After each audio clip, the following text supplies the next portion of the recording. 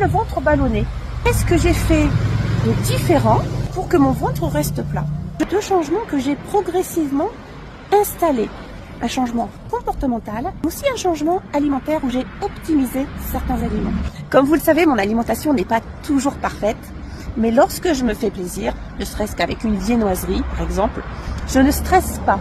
Et je pense que ça fait vraiment la différence avec d'autres personnes qui vont culpabiliser et qui vont donc produire du cortisol en excès.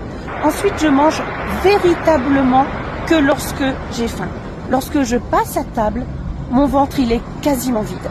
J'ai appris progressivement à manger doucement, dans le calme et en conscience. C'est-à-dire que lorsque je mange, je ne fais que manger. Il n'y a pas de télévision, il n'y a pas de téléphone, il n'y a pas d'autres distractions hormis celle de savourer chaque bouchée.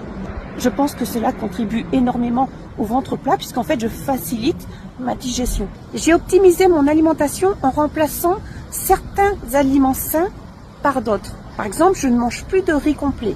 Il est trop riche en lectine, en arsenic et en pesticides. Je l'ai remplacé par le riz basmati. Je ne bois plus de lait de céréales qui sont trop riches en glucides.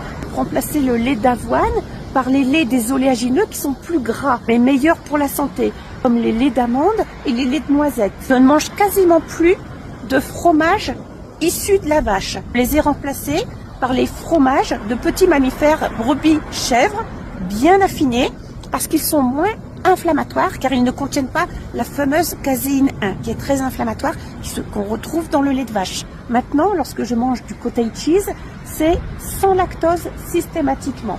Et évidemment, j'évite depuis très longtemps tous les fromages de pâte à tartiner. Je ne mange quasiment plus de saumon ou de thon, c'est-à-dire les poissons prédateurs parce qu'ils sont trop riches en mercure.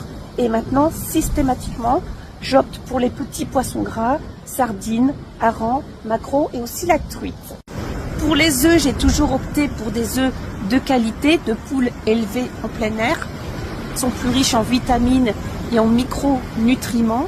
Et j'essaie vraiment de plus en plus de manger le jaune le plus cru possible. Plus un jaune est cuit et plus ça oxyde le cholestérol.